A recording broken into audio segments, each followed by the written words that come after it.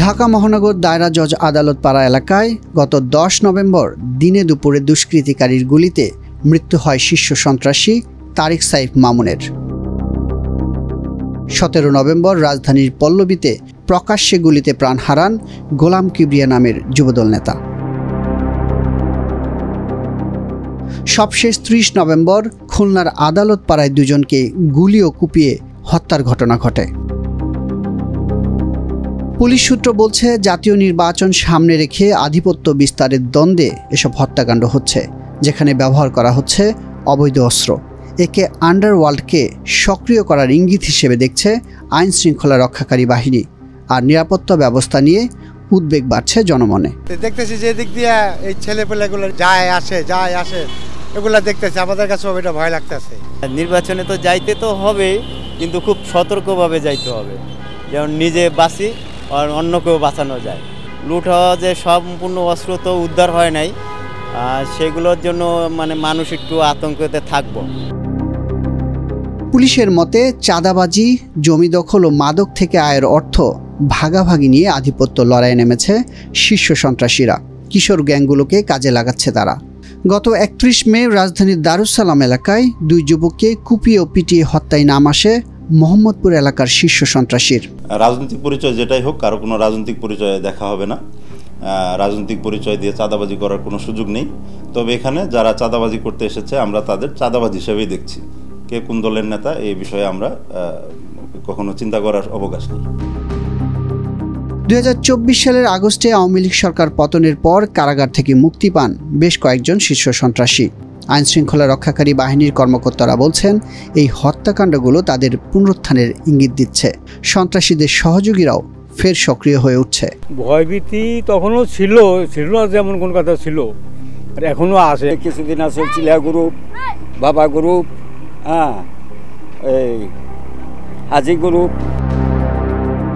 Police সূত্র বলছে, সরকার পরিবর্তনের পর আব্বাস আলী ওরফে কিলার আব্বাস, সুইডেন আসলাম, ইমামুল হাসান হেলাল ওরফে পিচ্চি হেলাল, সঞ্জিদুল ইসলাম ইমন, খন্দকার নাইম ওরফে টিটন এবং খুরশেদ আলম ওরফে ফ্রিডম রাশি সহ বেশ কয়েকজন কুখ্যাত সন্ত্রাসী কারাগার থেকে মুক্তি পায়।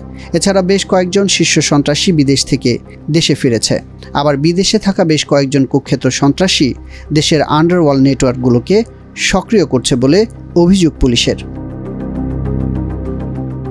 স্থানীয়দের অভিযোগ, পিচ্চি হেলাল, মোল্লা মাসুদ ও সুব্রত বাইনের নেতৃত্বে সন্ত্রাসী কার্যক্রম চালাচ্ছে বিভিন্ন চক্র।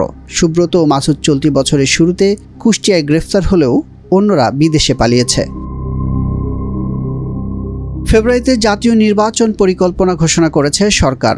শিগগির তফসিল ঘোষণার আশ্বাস নির্বাচন কমিশনের।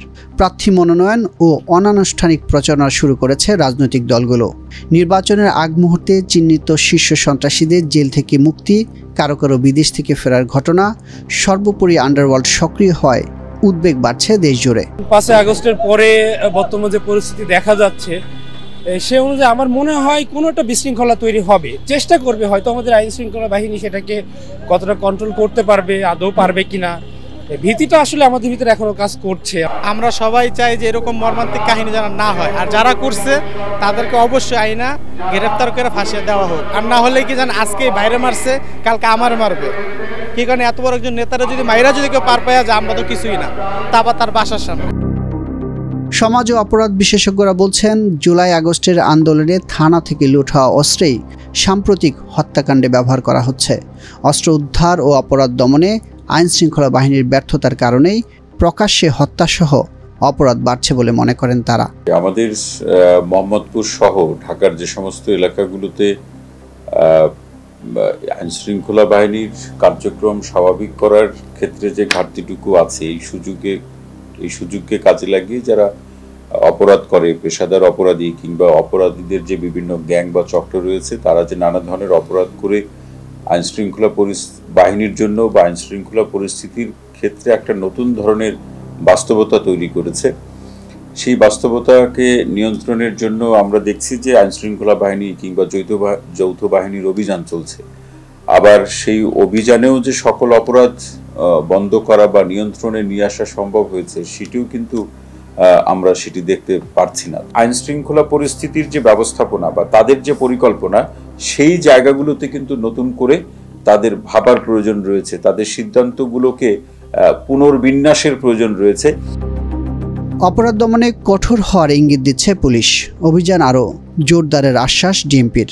পুলিশের যে প্রাথমিক যে তদন্ত, ঘটনাস্থলে তথ্য বিশ্লেষণ, সিসিটিভি ফুটেজ বিশ্লেষণ করে জড়িতদের শনাক্ত করা, এই প্রক্রিয়াটা আমরা ইতিমধ্যে আরম্ভ করি। ঘটনার পেছনে অনেক কারণ থাকতে পারে, সেই সব সম্ভাব্য সব কারণগুলো আমাদের বিশ্লেষণ করতে হবে।